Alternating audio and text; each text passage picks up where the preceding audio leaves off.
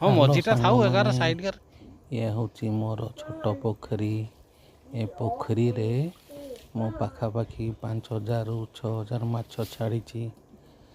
एठारे मझिरे मझिरे गोबर मध्य पका जाए।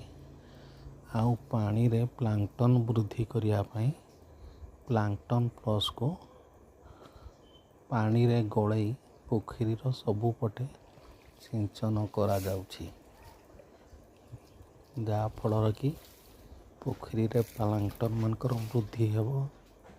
प्लांकटन मान को खाई माछ माने बड़ हेबे।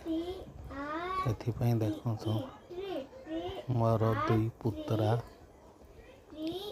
शक्ति आउ जीत मिसिकी पाड़ी रे प्लांकटन प्लस को सिंचन करुछंती।